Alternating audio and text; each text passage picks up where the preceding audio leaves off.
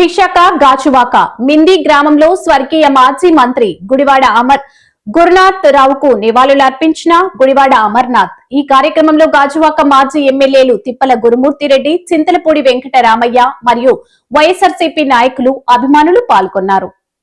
24వ వర్ధంతి సందర్భంగా ఈ గ్రామంలో ఏర్పాటు చేసినటువంటి పెద్దలందరికీ, ముఖ్యంగా వాళ్ళ సోదరులైనటువంటి గుడివాడ అప్పలరామూర్తి గారికి, వాళ్ళ కుమారులైనటువంటి మాజీ మంత్రివర్యులు పెద్దలు శ్రీ అమర్నాథ్ గారికి, అలాగే గుడివాడ అప్పల రామూర్తి గారి అబ్బాయి అయినటువంటి లతీష్ గారికి, ఈ కార్యక్రమానికి ముఖ్య అతిథిగా హాజరైనటువంటి మాజీ శాసనసభ్యులు చింతలపూడి వెంకటరామయ్య గారికి, చింతాల గారికి, ఇంకా పెద్దలందరూ కూడా హృదయపూర్వక అభినందనలు.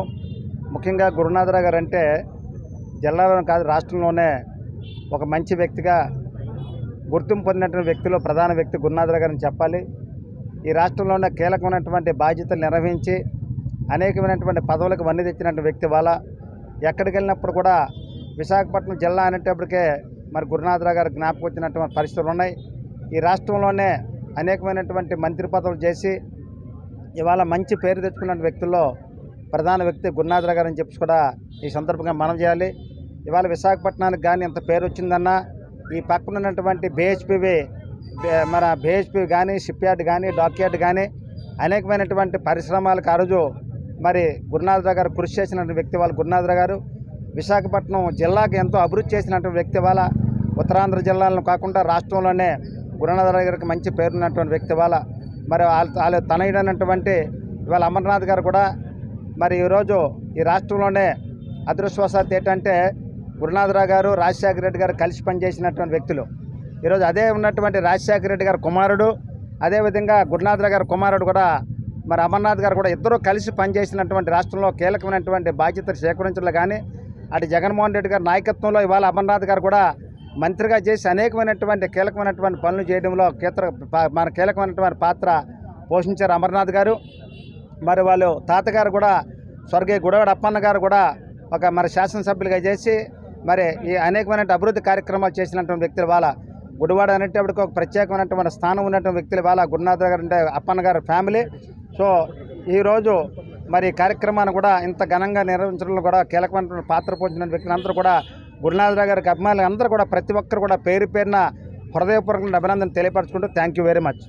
మంత్రివర్యులు గుడివాడ గురునాథరావు గారి 24వ వర్ధంతి సందర్భంగా మరి గుడివాడ రామ్మూర్తి నాయుడు గారు, మరి అలాగే గురునాథరావు గారు తనయుడైనటువంటి అమర్నాథ్ గారు వారికి నివాళులు అర్పించడానికి ఏర్పాటు చేశారు ఘనంగా.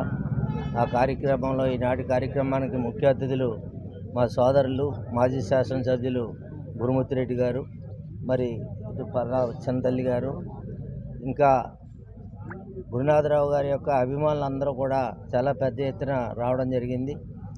ఆయన ఒక ఎమ్మెల్యే ఎలా ఉండాలి, ప్రజానాయకుడు ఎలా ఉండాలని ఒక నిర్వచనం చూపినటువంటి మహానేత ఆయన. అటువంటి నాయకుడు ఇప్పుడు నిరంతరం కూడా ప్రజల యొక్క గుండెల్లో ఉంటారు.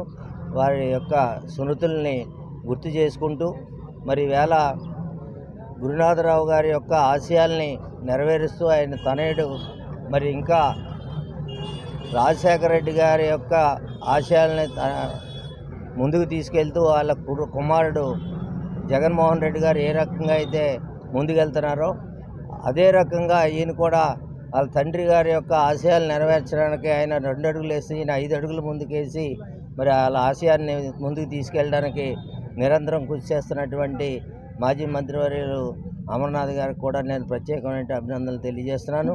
మరి గురునాథరావు గారు ఏ లోకంలో ఉన్నా ఆయన ఆత్మ శాంతించాలని, వారి కుటుంబ సభ్యులందరికీ కూడా ఆయుధారోగ్యాలు అష్టైశ్వర్యాలు కలజేయాలని కోరుకుంటూ సెలవు తీసుకుంటాను.